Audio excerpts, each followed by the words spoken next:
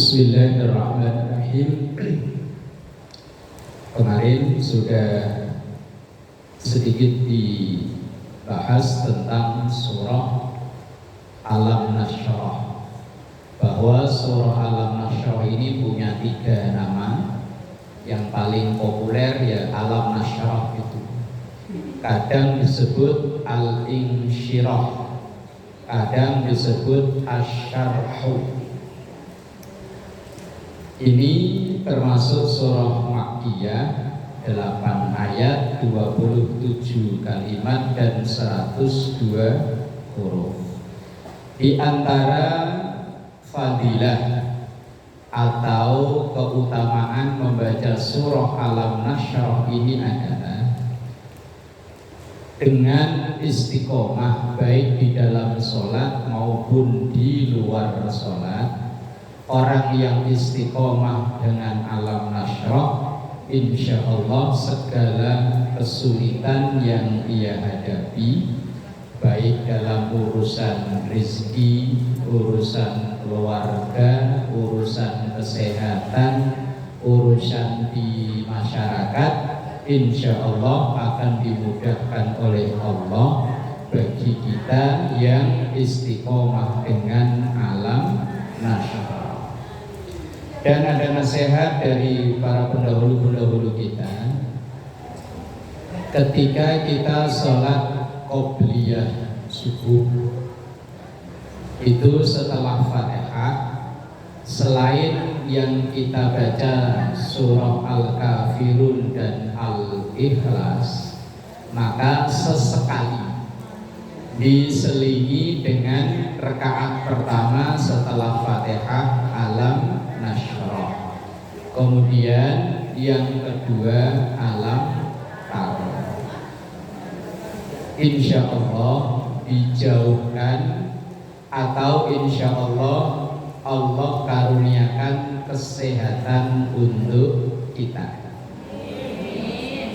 Ya Rabbal Alamin. Apalagi musim-musim perubahan cuaca begini gampang kena penyakit, maka kita di sholat qobliyah subuh selain kul ya ayyuhal kafirun dan kul huwallahu ahad, maka sesekali baca Alam-Nasyrah laka sadrak di rakaat pertama, kemudian Alam tara kaifa fa'ala rabbuka bi ashabil fil di rakaat kedua. Apal ya? Kalau nggak apal ya kebangetan. Jadi orang Islam udah hampir 60 tahun masa nggak hafal ya.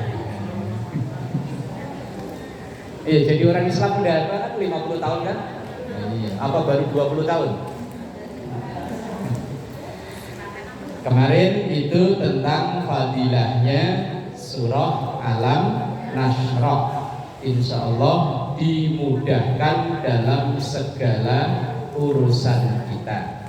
Seperti dalam doa yang biasa kalau saya baca ya di awal ngaji dalam muqaddimah, Rabbishrah li sadri wa yassir li amri wahlul 'uqdatam min lisani yafqahu qawli waj'al li waziran min ahli. Kalau saya ditambah yang ayat itu tadi, waj'al li waziran min ahli. Rabbi syrah li, ya Allah, semoga Engkau luaskan untukku sadri, dadaku. Bukan kok dadanya melebar kayak karet direndam di minyak tanah, bukan. Artinya dada yang luas, hati yang jembar. Jembar bahasa Jawa ya, yang luas, sehingga nggak mudah tersinggung, nggak mudah, kalau bahasa anak sekarang apa, sensi. Karena ada orang yang gampang sensi, baper, nah yo baper. Padahal nggak ngomongin dia, dikirainnya ngomongin dia. Saya pernah ngalami sendiri langsung. Saya itu ngobrol berdua gini, habis adzan nunggu qomat, habis sholat qobliyah sambil nunggu imam datang. Sekarang saya duduk di belakang, saya ngobrol. Lah ada orang lewat depan saya, dikirainnya itu ngomongin dia. Lah memang saya ngobrol sama orang ini, kalau nggak ngobrol, kalau nggak ketawa ya wis, pokoknya tiap hari kalau ngobrol harus ketawa. Dikirainnya ketawain dia. Selesai sholat salam-salaman saya disamperin. Pak Ustadz ngomongin saya ya, ngetawain saya loh. Baper. Apa bahasa sekarang baper ya. Nah, maka doa ini dibaca Rabbi shrahli sadri, ya Allah semoga dada ini luas. Seandainya kita diomongin, dimaki-maki orang aja nggak gampang, males, wis pokoknya adem ayem. Tapi kalau dimaki orang nggak bales ya kayaknya gimana Bu ya. Mungkin Ibu pernah saya ceritain, saya pagi-pagi dimaki-maki sama ibu-ibu di pojokan SD 09 itu. Saya naik motor dari Kebun Baru, dari sana loh, pagi-pagi sekitar jam 6:30, jam 7-an lah sekitar itu. Makanya saya kalau ngajar daerah sini saya liatin wajahnya. Dia itu ibu-ibu pakai daster lengan pendek, pakai kerudung, kayaknya habis nganterin anak atau cucu sekolah. Kayaknya yang di 05 kayaknya ya. Saya nggak ngeliat. Lah saya lihat ibu itu sennya ke kanan. Lah saya kan nyalip dari kiri. Ternyata dia belok kiri ke arah ke yang gang 1. Akhirnya kan ban depannya dia nabrak saya. Berhenti. Dia yang jatuh, saya enggak. Langsung motor nggak diberdiriin, malah dia langsung begini. Mungkin karena dia ngelihat saya pakai sarung, pakai baju koko, cuman saya pakai helm, pakai masker.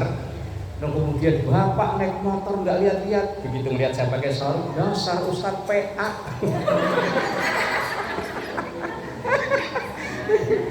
Saya sepatah kata pun nggak ngomong, saya diem.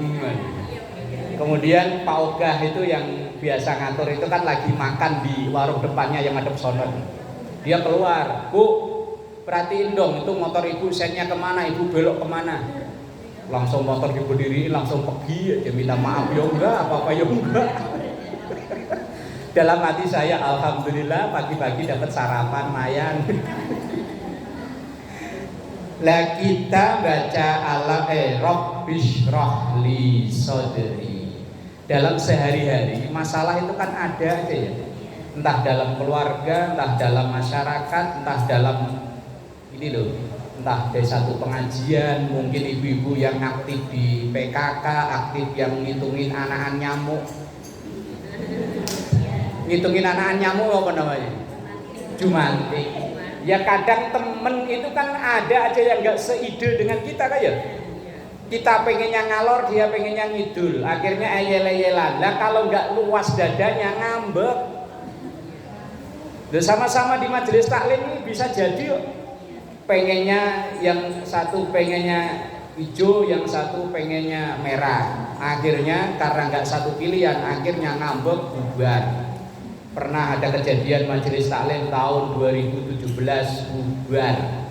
Gara-gara satu milih Anies, satu milih Ahok. Yang pilkada 2017 itu saya kebetulan kebagian ngajar hanya sebulan sekali karena gurunya itu hari pertama umpama hari Selasa pertama, Selasa kedua beda-beda gurunya. Saya sebulan sekali. Tiba-tiba saya di WA, Pak, hari ini nggak ngaji. Ya, pikir saya ya ada kegiatan apa gitu ya. Ternyata gurunya yang satu kan teman akrab sama saya, WA ke saya, Ustaz, majelis taklim yang ono bubar. Loh, kenapa? Alasan awalnya permasalahan waktu musim kampanye Ahok sama Anies yang tahun 2017 ya. Yang jamaahnya diajak untuk kampanye Ahok sama pengurusnya, jamaahnya nggak mau. Akhirnya malah pada datang di kampanye Anies, akhirnya bubar. Lah ini kalau nggak lapang dada ngadepi perbedaan gitu, ya kan bisa-bisa ngambek. Orang ada yang sampai ngambek gak mau ngimami, yo ada. Ngambek sampai gak mau jadi makmumnya kalau imamnya si itu, yo ada. Wis masyarakat aneh-aneh.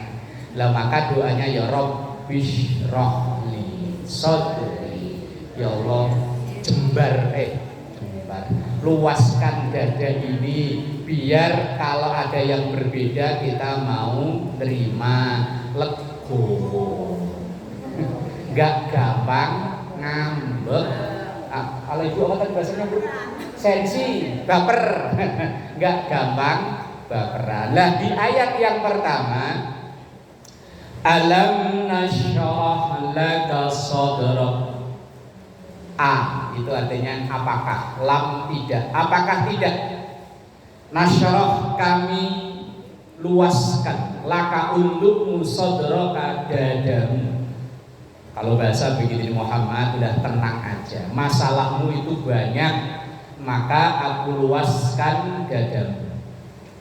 Masalah yang dihadapi oleh Rasulullah itu begitu banyak. Semakin tinggi jabatan sosial, maka semakin tinggi permasalahan. Kita nih yang gak punya status sosial, RT bukan, RW bukan, pengurus majelis taklim bukan, masalahnya dikit. Tapi kalau orang udah mulai jadi pengurus, semakin gede yang diurus, maka semakin gede permasalahannya. Orang jadi RT, masalahnya lebih kecil daripada jadi RW. Yang jadi RW masalahnya lebih kecil daripada yang jadi lurah. Lalu ngadepi anak, anak kita kan, kalau kayak saya 3, 4, 1 kan nggak ada. Itu aja kadang masing-masing anak watak karakternya beda. Kadang anak nggak sesuai dengan harapan apa yang kita inginkan. Kita inginkannya anak itu kesono, ternyata dia pengennya kesono. Nah, makanya yo nasroh laka sodro, agar dada ini luas, hati ini luas, bisa menerima perbedaan, nggak gampang ngambek. Lah Rasul itu udah dijamin oleh Allah diluaskan dadanya. Alam nasroh laka sodro wa wada'na anka wizrak, dan kami pun telah menurunkan bebanmu darimu. Gini, orang yang hatinya luas, sebesar apapun persoalan itu akan kerasa enteng. Tapi kalau orang hatinya sumpek, apa-apa semuanya jadi berat, jadi ruwet, jadi mumet. Gara-gara masakan aja bisa jadi ruwet. Kalau orang nggak hatinya luas, misalnya suaminya senang pedes, anaknya yang satu enggak, yang satu pengennya sedem-sedem, kan ibu yang masak kan mumet ya. Tapi kalau yang hatinya happy, ya sih biarin, memang Allah menghendaki begini, dijalani ya bahagia. Makanya kadang ada orang yang kita ngelihat kayaknya hidupnya sengsara. Kalau kita ngelihat itu kayaknya sengsara, tapi dia nyatanya bisa tertawa terbahak-bahak ngakak. Ada orang yang kayaknya kita ngelihatnya enak, kemana-mana ada sopir pribadi, ngapa-ngapain tinggal nunjuk, ada pembantu. Tapi kalau ditanya, bilangnya mumet. Sawang sinawang. Saya pernah malam-malam sekitar jam 11-an ketemu seseorang yang orang kaya. Tentu kamarnya yo bagus yo, ada AC-nya, spring bed bagus. Sekitar jam 11 malam itu keluar pakai sarung, pakai kaos dalam yang putih. Saya tanya, "Loh, Pak Haji, jam segini belum tidur?" "Tahu, nggak bisa tidur." Saat itu di depan Karang Taruna itu tukang becak masih banyak, berjejer, ada 4 orang 5 orang dulu kan, sebelum dibangun kayak begini loh, yang dulu. Nah, saya tunjuk, "Pak Haji, tuh tukang becak enak banget tidur." Iya, saya juga heran gitu. Cuman modal autan. Ya kan modalnya autan. Modal autan 500 rupiah aja tidur sampai ngorok. Lah itu yang orang kaya tadi kamarnya spring bed bagus, AC mahal, katanya nggak bisa tidur. Terus yang bahagia itu kira-kira tukang becak sama yang apa yang tadi?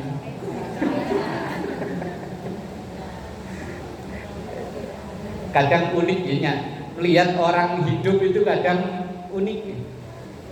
Ada orang yang semuanya bisa beli, tapi dia nggak bisa makan. Makan ini kolesterol, makan ini darah tinggi, makan ini dia tersiksa. Padahal duitnya banyak. Sementara ada orang yang duit nggak begitu punya, nasi yang hampir basi aja asal cemplungin di ini kasih minyak digoreng pakai sambal, yo enak. Unik orang hidup memang unik. La alam nasyarah laka sadrak, apakah engkau, bukankah kami telah melapangkan dadamu wahai Muhammad, wa wada'na anka wizrak, dan kami pun telah menurunkan beban yang ada di pundak. Artinya kalau orang hatinya luas, seberat apapun beban dalam kehidupan kita terasa ringan. Tapi kalau orang hatinya sumpek, sekecil apapun terasa jadi berat, terasa kayaknya hidupnya paling termiskin di dunia. Kayak Hamdan ATT ya. Kayaknya itu yang paling sesara dia, padahal orang lain itu banyak yang jauh lebih sengsara. Kayaknya hidupnya dia itu ya Allah, salah apa ya ujian bertubi-tubi, gak nyadar kalau dosanya banyak. Alladzi anqadha dhahrak, yang beban itu memberatkan punggungmu.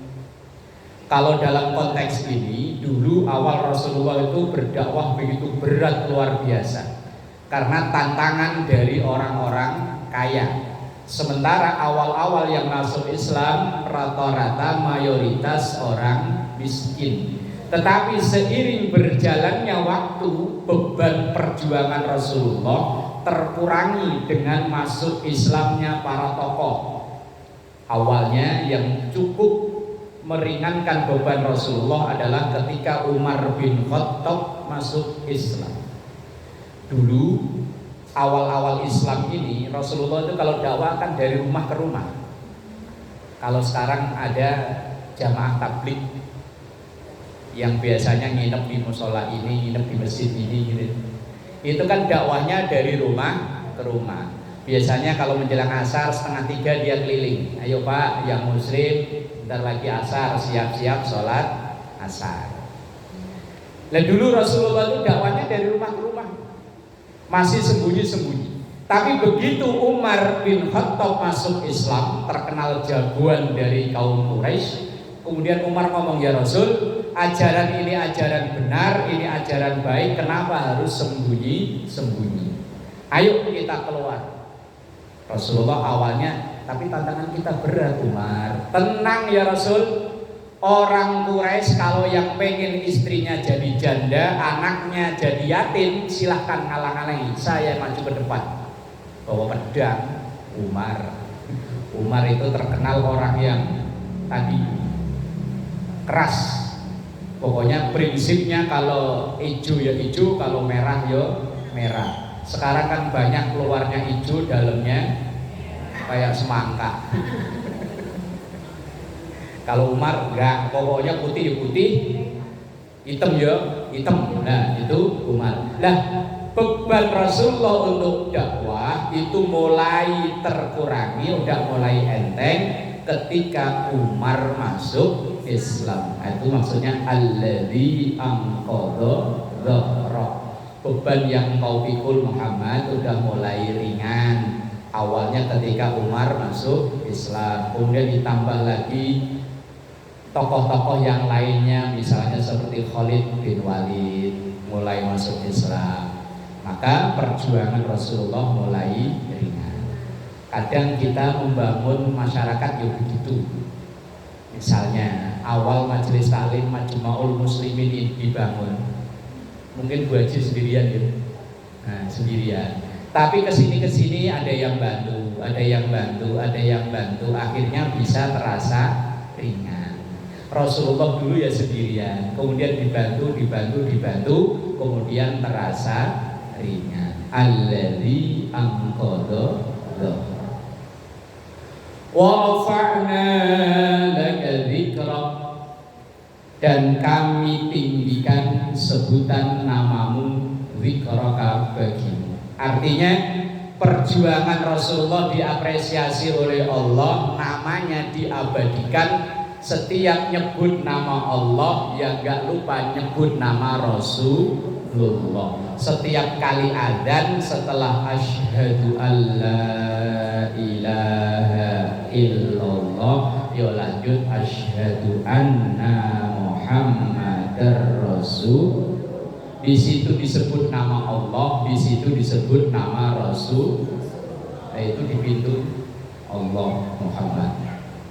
Ayo. Pokoknya di situ disebut nama Allah, nggak jauh dari situ disebut nama Rasulullah. Hiasan dinding yang la ilaha illallah Muhammadur, kalau enggak ya cuman Allah Muhammad. Dalam adzan ya begitu, dalam sholat ya kita nyebut itu. Bahkan kalau sholat nggak nyebut nama Rasulullah, sholatnya nggak sah. Karena dalam sholat wajib tahiyat, dalam tahiyat kita membaca syahadat.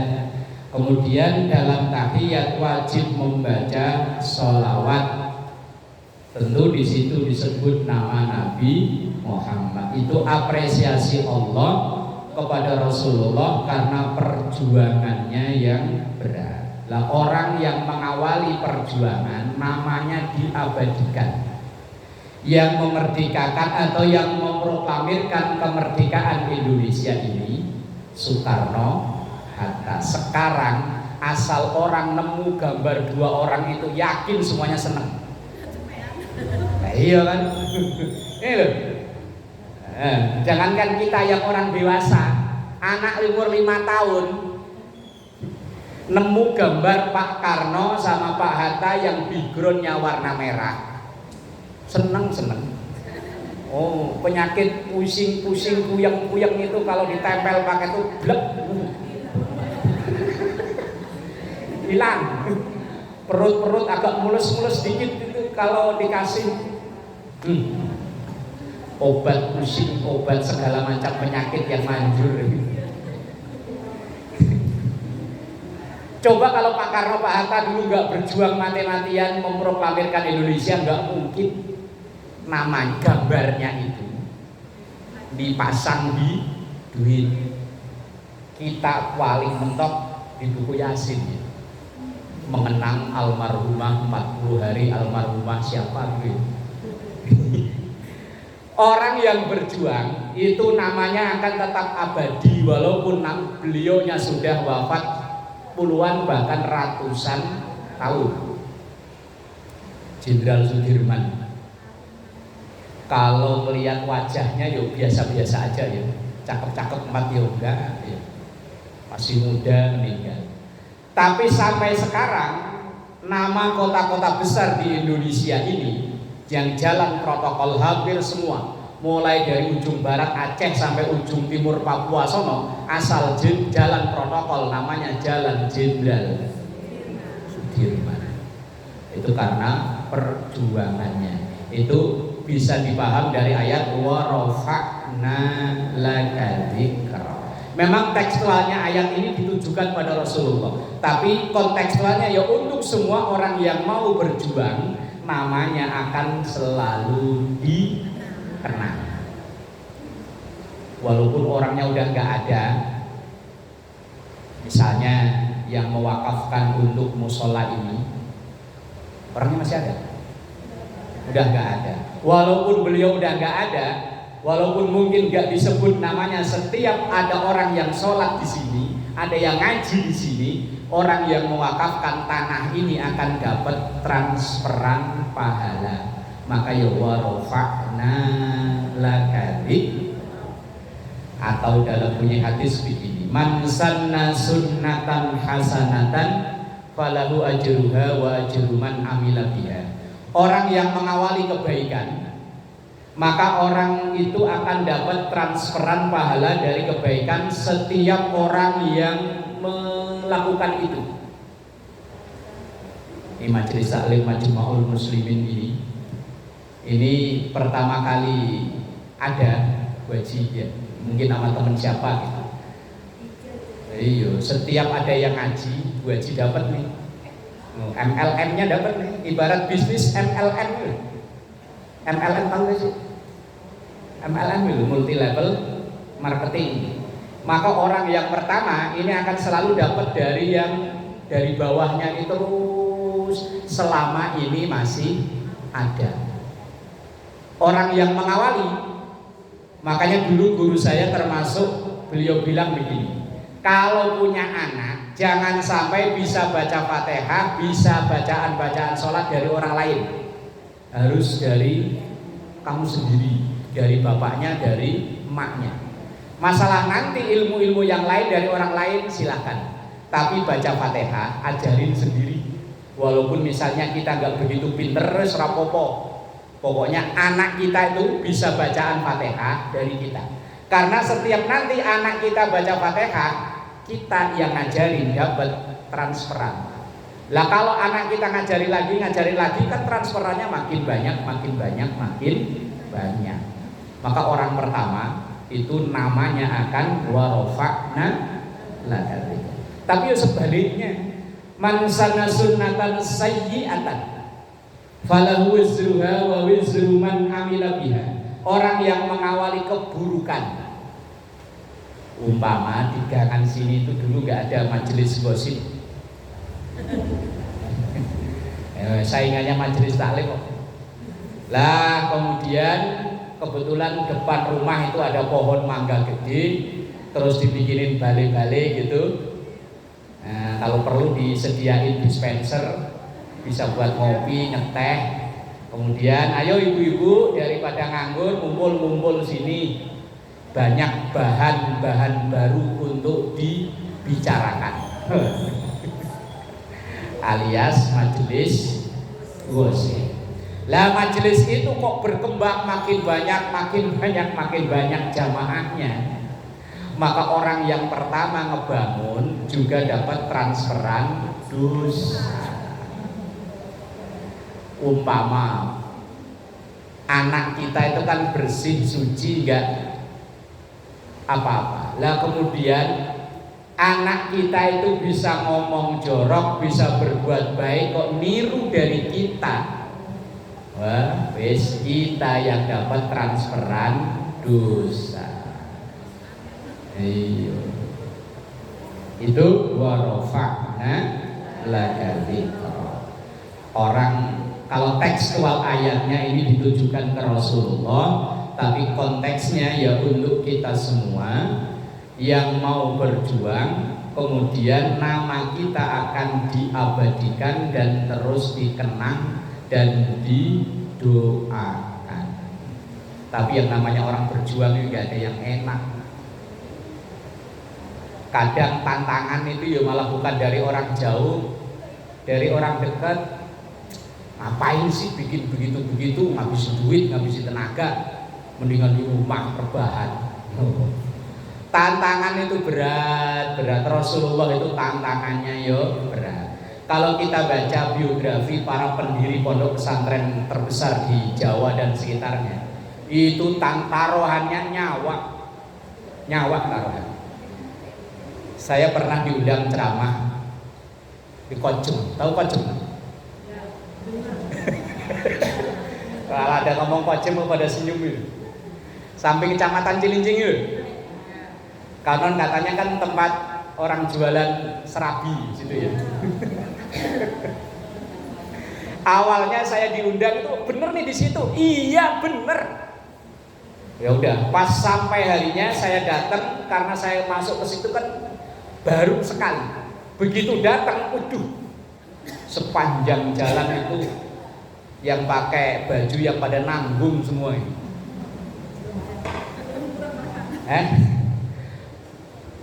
Saya mau nanya malu, dikirain mau pesen ya.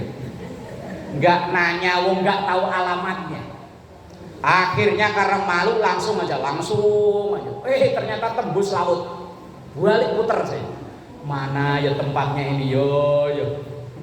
Mau nanya malu, nggak nanya kok yo bingung. Asal saya telepon pengurus suaranya nggak jelas.